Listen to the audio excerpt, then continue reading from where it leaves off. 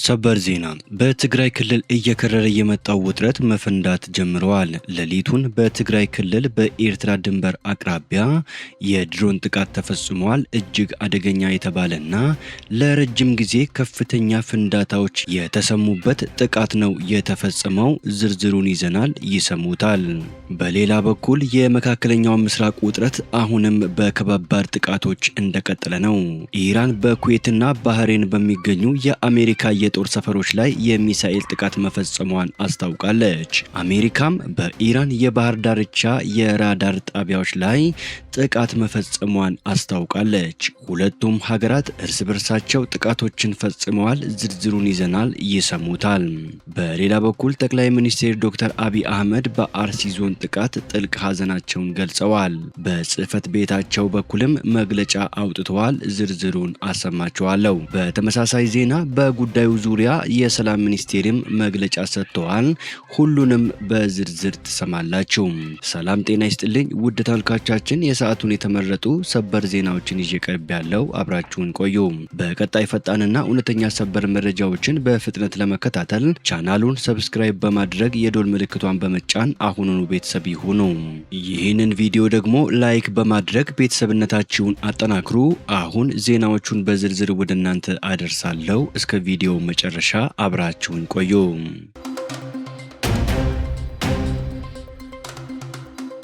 በቅድሚያ ሌሊቱን በኤርትራ ድንበር አቅራቢያ የድሮን ጥቃት ተፈጽሟል። ከኤርትራ ወደ ኢትዮጵያ ሲገቡ በነበሩ 9 ባለተሳቢ ተሽከርካሪዎች ላይ የድሮን ጥቃት መፈጸሙ ተሰምቷል።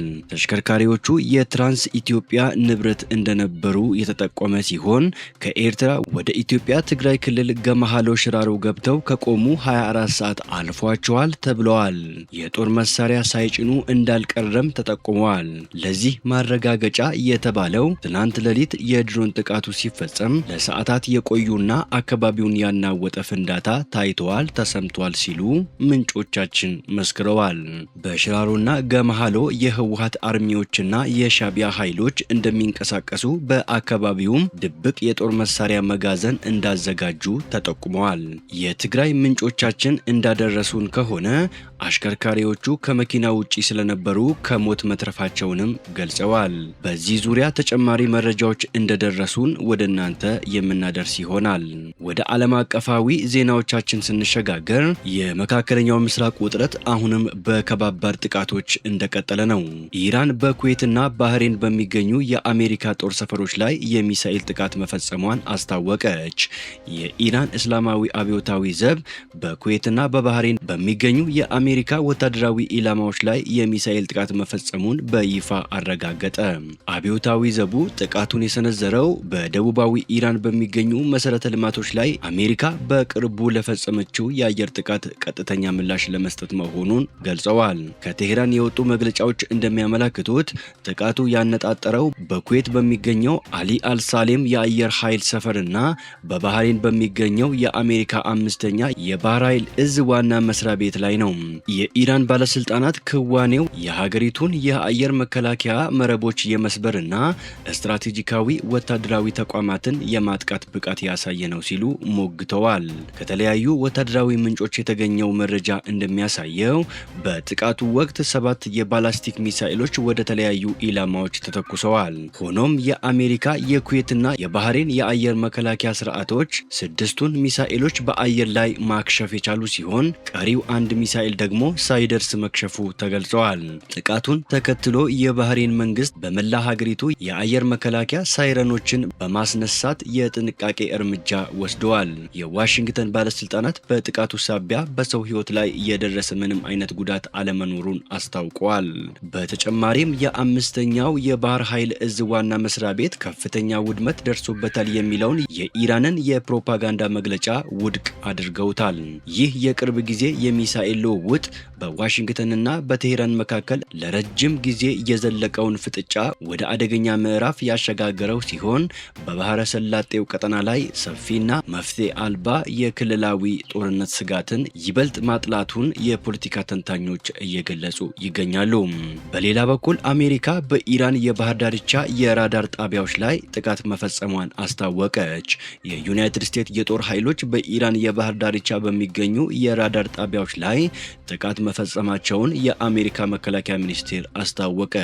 አርብ ዕለት የተፈጸመው ይህ ጥቃት በመካከለኛው ምስራቅ የተደረሰውን የተኩስ አቁም ስምምነት አደጋ ላይ ሊጥል የሚችል አዲስ ውጥረት መፍጠሩ ተነግረዋል። የአሜሪካ ማዕከላዊ እዝ ባወጣው መግለጫ የሀገሪቱ ጦር ኃይሎች ወደ ሆርሙዝ የባህር ወሽመጥ አቅጣጫ ሲበሩ የነበሩ 4 የኢራን ባለ አንድ አቅጣጫ አጥቂ ድሮኖችን መተው መጣላቸውን ገልጸዋል። እዙ አክለውም ድሮኖቹን ካከሸፈ በኋላ በጉሩክ ከተማና በቄሽም ደሴት ላይ በሚገኙ የኢራን የባህር ዳርቻ የክትትል ራዳር ጣቢያዎች ላይ የአየር ጥቃት መፈጸሙን ይፋ አድርጓል። የአሜሪካ ወታደራዊ እዝ የኢራን ድሮኖች በአካባቢው በነበረው ዓለም አቀፍ የባህር ትራንስፖርት እንቅስቃሴ ላይ ከፍተኛና አፋጣኝ ስጋት ደቅነው እንደነበረ ገልጸዋል። ጥቃቱን ተከትሎ ከኢራን ወገን የተሰጠ ይፋዊ ምላሽ እስካሁን አልተሰማም። ወደ ሀገር ውስጥ ዜናዎች ስንሸጋገር ንጹሐንንና የሃይማኖት ተቋማትን ኢላማ በማድረግ የተፈጸሙ ጥቃቶች ዓላማቸው ሀገሪቱ እንዳትረጋጋና ምርጫውን ለማደናቀፍ የተደረገ እቅድ ተከታይ ነው ሲል የጠቅላይ ሚኒስትር አብይ አህመድ ጽሕፈት ቤት አመለከተ። በአርሲ ዞን ኦነግ ሸኔ በሰላማዊ ሰዎችና በሃይማኖት ቦታዎች ላይ ፈጸማቸው ባሏቸው ጥቃቶች የቤተሰብ አባላቶቻቸውን ሕይወት ላጡ፣ ጉዳት ለደረሰባቸውና ንብረታቸው ለወደመባቸው ዜጎች የተሰማቸውን ጥልቅ ሐዘን ገልጸዋል። ይህ የጠቅላይ ሚኒስቴሩ ዘለግ ያለ መግለጫ በዋናነት በሀገሪቱ በተካሄደው ምርጫና መንግስታቸው አስመዘገበው ባላቸው አዎንታዊ ውጤቶች ላይ ሲሆን በአርሲ ውስጥ የተፈጸመውን ጥቃትና የአማጽያን ሙከራዎችና የመንግስት እርምጃን አብራርተዋል። አርብ አመሻሽ ላይ ከጠቅላይ ሚኒስቴሩ ጽሕፈት ቤት የወጣውና በመንግስታዊ መገናኛ ብዙሃን የቀረበው መግለጫ የወጣው በኦሮሚያ ክልል አርሲ ዞን በታጣቂዎች በተፈጸመ ጥቃት በርካታ ሰዎች ከተገደሉና 7ኛው ሀገር አቀፍ ምርጫ ከተካሄደ ከቀናት በኋላ ነው።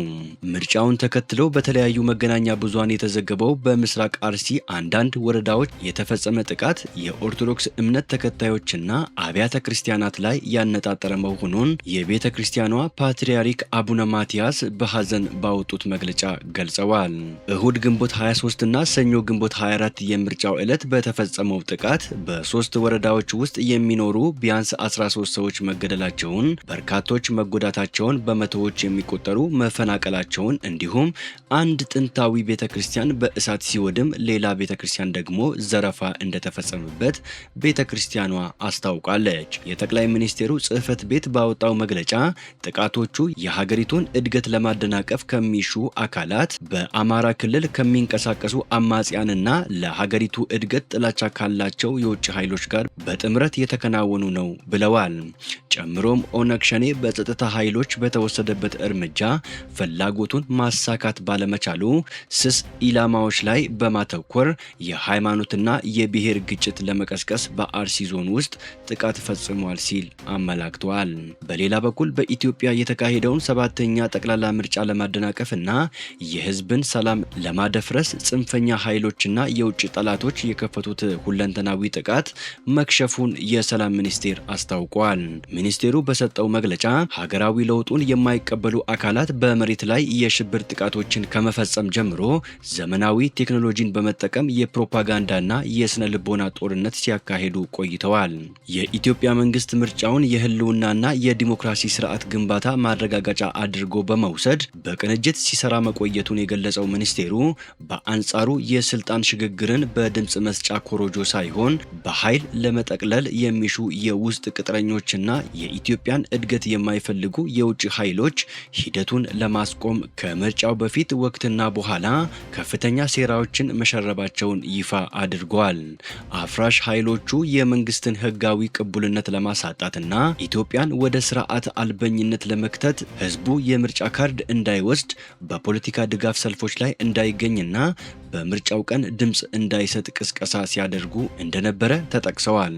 ሆኖም የኢትዮጵያ ሕዝብ ለጥሪዎቻቸው እውቅና ባለመስጠትና የጽንፈኝነትን አጀንዳ ውድቅ በማድረግ ከፍተኛ ቁጥር ባለው ተሳትፎ የምርጫ ካርድ በመውሰድ በሰልፎች ላይ በነጻነት በመገኘትና በምርጫው ቀን በነቂስ ወጥቶ ድምፅ በመስጠት አፍራሽ ኃይሎቹን ማሸነፉን ሚኒስቴሩ ገልጸዋል። ይህ የዲሞክራሲ ስኬት ያለ መስዋዕትነት እንዳልመጣ የጠቀሰው የሰላም ሚኒስቴር የጸጥታ ተቋማት ባደረጉት ወቅቱን የጠበቀና የተቀናጀ አጸፋዊ እርምጃ የሽብር እቅዶቹ ሊከሽፉ መቻላቸውን አስታውቋል። ሆኖም የህዝቡን አብሮነት ለመስበር የተሞከሩ የሽብር ጥቃቶች እንደነበሩ ጠቅሶ ህዝቡ የከፈለው መስዋዕትነት ጽንፈኝነትን በመቃወም ሀገርን የሚያስቀጥል ህጋዊ መንግስት ለመመስረት ያለውን ጽኑ ፍላጎት ያሳየበት መሆኑም ተመላክተዋል። ውድ ተመልካቾቻችን የሰዓቱን የተመራረጡ አጫጭር ሰበር ዜናዎች ወደ እናንተ ያደረስኳቸው ናቸው። ከሰዓታት በኋላ በሌላ ሰበር ዜናዎች እስከምንገናኝ በያላችሁበት የዓለም ዳርቻ ቸር ቆዩልን። ሰላም ለዓለማችን ይሁን።